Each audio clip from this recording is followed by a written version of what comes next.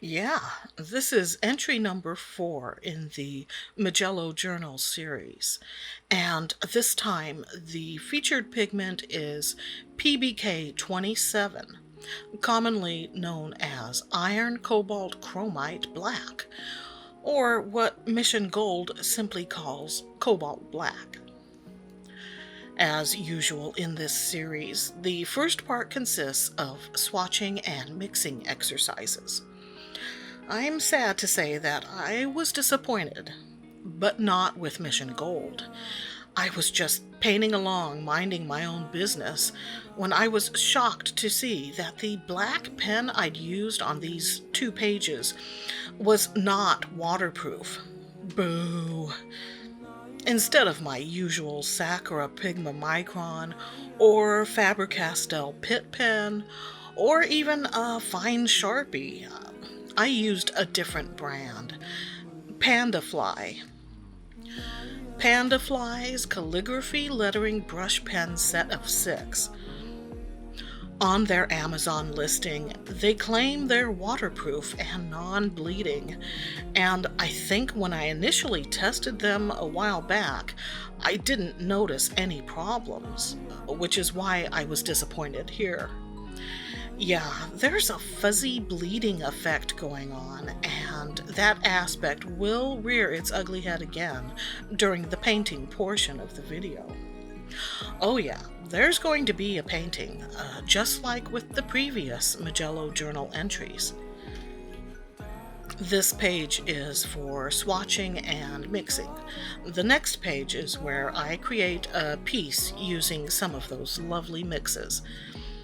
I'm happy with how it turned out, but I'm sort of dreading the day when the painting portion turns out super crappy and I have to profusely apologize for showing it off in a long, lingering close-up.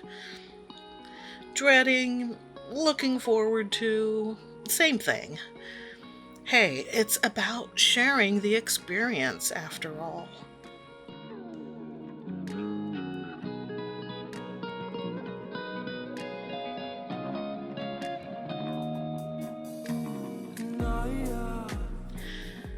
Disappointment number 2. This egregious lapse in framing. About 4 or so colors got swatched just out of view, so I cut that part out. In the grand scheme, it's not that tragic, I suppose, but it still bugs. And when I say bugs, I mean it will irritate and annoy me for weeks. Kinda like house guests who eat all of your gummy worms while criticizing your life choices. And you have to put up with it because they're family.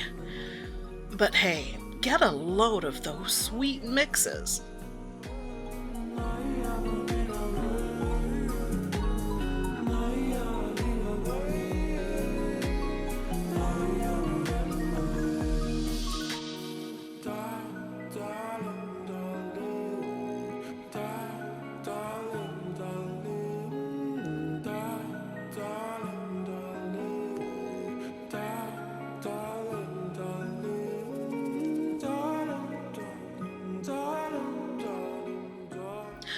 Do you ever want to designate one day a week as a non-thinking day? Recently, I was asked, what do you call these things regarding these recordings? I could have said episodes, videos, or better than the alternative of eating an entire box of Cheez-Its while binging on Psych. Season 4 was the best. But no, I said sessions, because it's possible that some deeply buried part of me likens them to mental therapy. See, that's the result of thinking. I'd rather just veg a little to get through my day so I can go back to bed and my recurring dream. You know, the one where I'm lost in a shopping mall and looking for my pants. I need you by my side. It's all I know now. I need you with me by my side.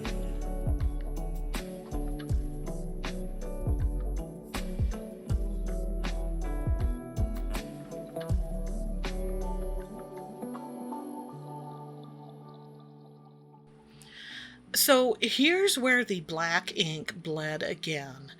But in this case, it worked with the subject matter. Because the less perfect it looked, the better. I didn't bother being too careful with the paint strokes, and I think that was the right approach for this piece. I think for a long time, watercolor people avoided using black paints, or at least newcomers were warned away from it. But with companies like Schminke, Royal Talons, and Daniel Smith tempting us with little tubes of "look what you can do with black," it's hard to not be intrigued. And when it comes to granulating blacks, PBk11, Mars slash oxide slash magnetic black, seems to be getting all the attention. That's why I wanted to see what this PBk27 could do. Nice granulation, huh? And the rough texture of the paper adds even more character, I think. Have you ever imagined yourself strolling the streets of Paris, looking at pink patisserie cases, and enjoying endless coffee and macarons as perky jazz plays in the background? Well, I spent a good 2 hours yesterday immersed in that very experience while parked in my swivel chair. That's right, there's someone out there living la vie en rose and sharing it right here on the tube. Little known fact, a good part of my day is spent daydreaming about golden flaky croissants. But I may have to switch things up because that vlogger waved around a ham and cheese stuffed baguette that brought tears to my eyes. I kept in some of the hairdryer footage just so you could see where it was required to speed things along.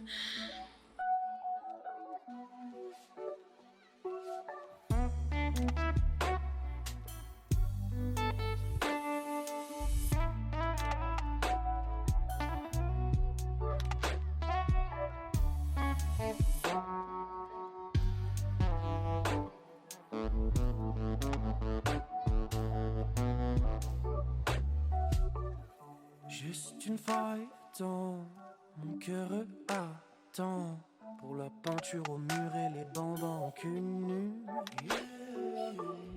Juste une faille dans bleu et battant. Le stress est accru par l'envécu. Une feuille est tombante, anxiété latente.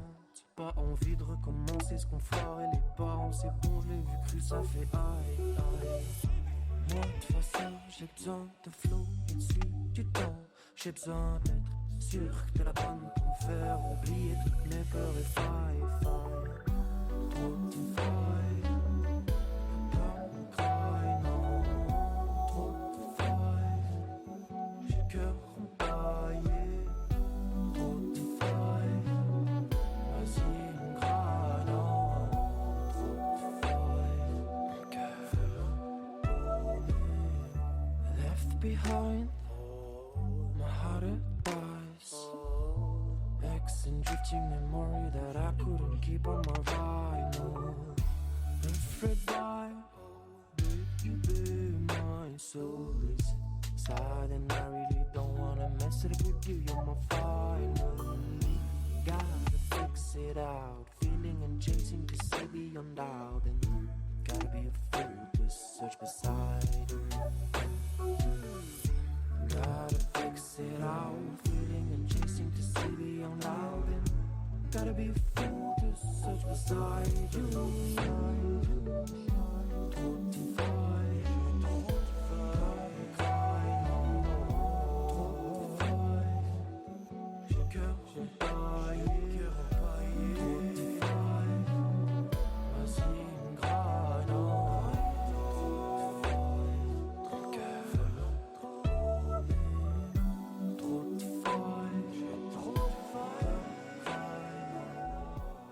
And speaking of subject matter, what goes well with black mixes?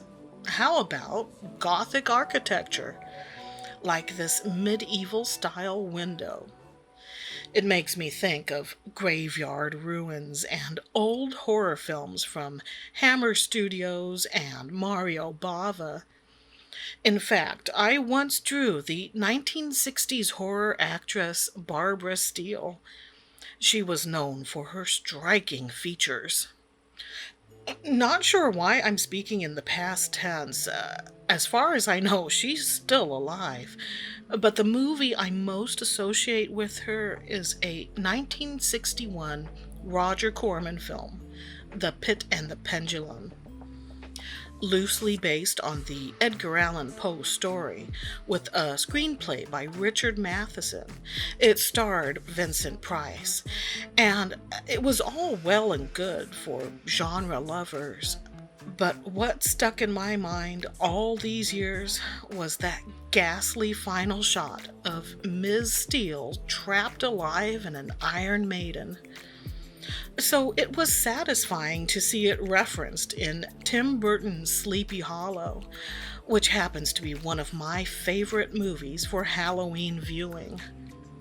That's right, it's barely August and I'm already boning up for the creepy autumnal season.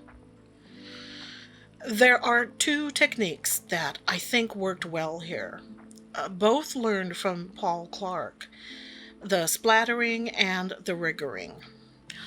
I've been guilty of overusing splatter at times, but it looks great here.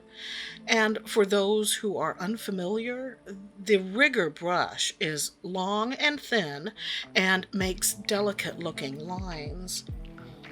This one was a size 3, and I forget the brand. Crap. Yeah, I like the look of those scraggly branches. I'm happy to share this experience. If anything, it's shown that I don't have to be afraid of cobalt black. It's non-waterproof ink I have to look out for. Until next time, stay artsy, my friends.